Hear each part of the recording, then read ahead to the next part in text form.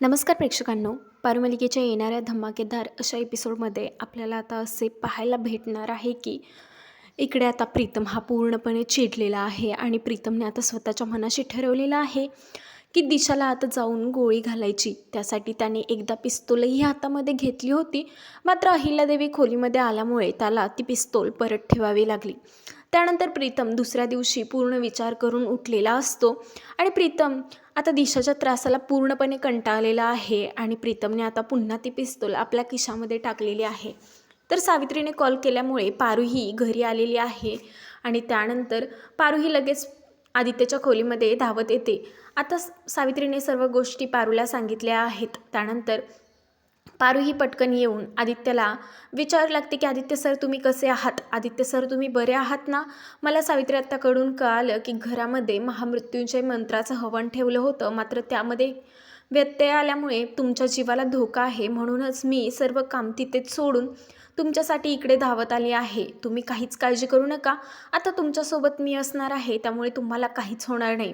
आदित्य बोलतो की पारू हो पण तू किती बोलतेस, थांब ना.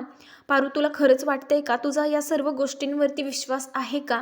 तुला माहिती आहे ना, जर मला मरण यायचं असेल तर इथं खोलीत बसल्या बसल्याही ते येईल. मग तू एवढी का घाबरतीयस? आणि गुरुजींनी सांगितलंय तसं काहीच होणार नाही, त्यामुळे तू शांत हो. तेवढ्यातच अहिल्या आणि श्रीकांत हे दोघेजण आता खोलीमध्ये येतात.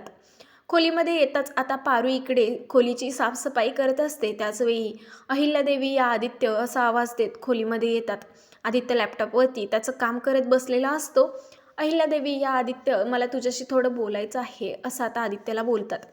त्यानंतर आदित्य बोलतं की हो आई बोल ना, काय काम होतं का तुझं माझ्याकडे.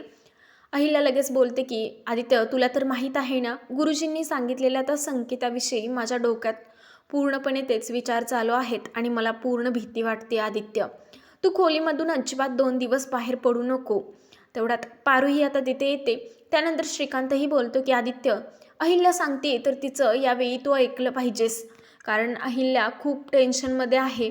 तुला माहिती आहे का आदित्य, तिला रात्रीची झोपही लागत नाही आहे. त्यामुळे गुरुजींनी सांगितलेल्या या सर्व गोष्टी विचारात घेता खरंच तुझ्या जीवाला धोका आहे, त्यामुळे तुला सावध राहायला हवं असं आता श्रीकांतही आदित्याला सांगत असतो. त्याचवेळी आता पारूही हो मी आदित्य सरांची पूर्णपणे काळजी घेईल आणि श्रीकांत सर तुम्ही काहीच काळजी करू नका असं आता पारू बोलताच अहिल्यादेवी या लगेच पारूला थँक्यू पारू, तू आहेस म्हणून मला आदित्यची काहीच काळजी नाही आहे आणि मी थोडी तरी बिनधास्त आहे, कारण आदित्यचं सुरक्षा कवच आहेस तू आणि तू कायमच त्याच्या पाठीशी खंबीर उभी असशील असं आता अहिल्यादेवी पारूचं कौतुक करतात. त्यानंतर पारूही हो बोलते व अचानकपणे अहिल्यादेवी या प्रीतमच्या गेल्या काही दिवसातल्या वागण्याचा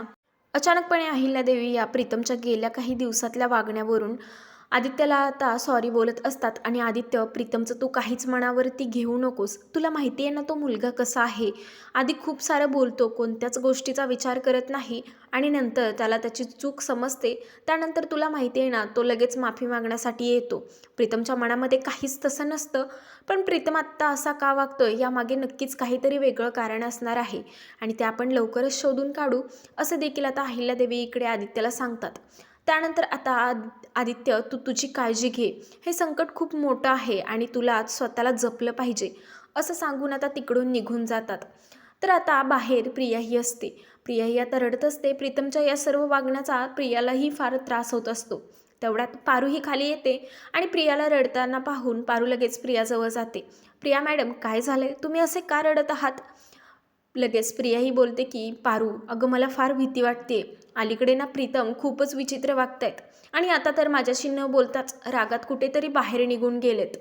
मी त्यांना खूप आवाज दिले, मात्र त्यांनी माझ्याकडे थोडंही पाहिलं नाही आणि ते माझ्याशी बोलले देखील नाहीत. आधीच तिकडे आबांची तब्येतही खराब आहे आणि इकडे हे प्रीतम असे वागतायत आणि त्यात आदित्य दादांवरती मोठं संकट ओढवले. मला ना काही समजतच नाही आहे आपल्या घरामध्ये काय चाललंय.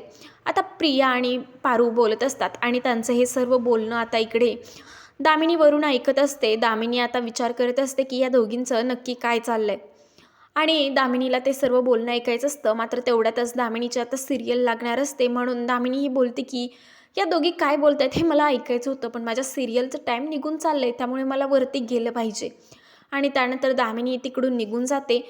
पारू आता प्रियाला समजवते, प्रिया मॅडम तुम्ही काहीच काळजी करू नका, प्रीतम सर तुमच्याशी पूर्वीप्रमाणे वागतील.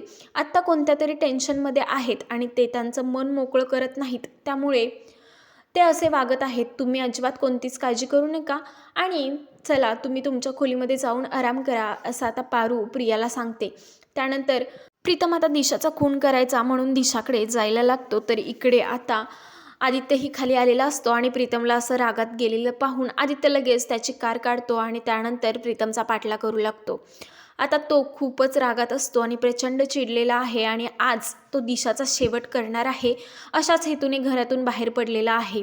आणि तेवढ्यातच आदित्यला आता घरातून बाहेर पडायचं नव्हतं, मात्र प्रीतमला असं चिडलेल्या अवस्थेत फास्ट गाडी चालवताना पाहून आदित्यही त्याच्या काळजीपोटी त्याच्या पाठोपाठ गेलेला आहे. आणि तेवढ्यातच अहिल्यादेवींचा आदित्यला कॉल येतो.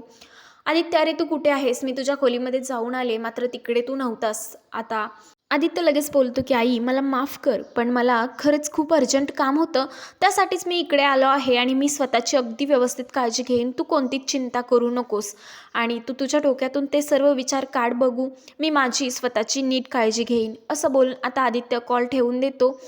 आणि तेवढ्यातच आता पारूचाही कॉल येतो आणि पारू आणि आदित्य हे दोघेजण बोलत असतात आणि प्रीतमला तो आवाज देतो. प्रीतम आता गाडी तिथे थांबवून पुन्हा आता ती फास्ट गाडी घेऊन निघालेला असतो. आदित्य आता मोठ्यानेच प्रीतम असं ओरडतो, त्यावरती पारूला समजतं की प्रीतम सर तिकडे आहेत आणि नक्कीच कोणत्या तरी अडचणीत प्रीतम सर आहेत, त्यामुळेच एवढ्या रागात घरातून गेले आहेत. आणि आता आदित्य सर त्यांचा पाठलाग करत आहेत म्हटल्यावर ते आदित्य सर दिशापर्यंत पोहोचतील का? आदित्य सरांना सर्व गोष्टी समजतील का? आता प्रिया ही खूप काळजी करू लागते आणि प्रिया ही आता आदित्यला बोलत असते की आदित्य सर, प्रीतम सर आहेत का तिकडे? प्रीतम सर कुठे गेलेत आणि काय करतायत? असं सर्व प्रश्न विचारत असते. मात्र आदित्य तिला बोलतो की पारू, मी ना तुला थोड्या वेळाने कॉल करतो आणि आत्ता मला प्रीतमशी बोलायचं आहे. असं बोलून आता लगेच प्रीतमच्या पाठोपाठ गाडी काढतो. त्यानंतर प्रीतम आता एका साईटवरती आलेला असतो. तिकडे आता आदित्य विचार करतो की प्रीतम नक्की इकडे का आला आहे आणि एवढ्या साईटवरती इकडे काम चालू आहे आणि प्रीतम वरती का निघाला आहे?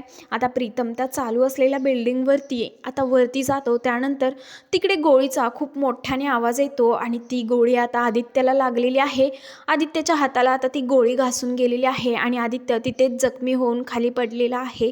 आणि त्यानंतर आता घरामध्ये जेव्हा सर्वजण असतात त्याचवेळी बरोबर टी व्हीवरती ब्रेकिंग न्यूज चालू होते की अहिल्यादेवी किर्लोस्कर यांचा मुलगा आदित्य किर्लोस्कर याला गोळी लागलेली आहे आणि तो पूर्णपणे गंभीर जखमी झालेला आहे.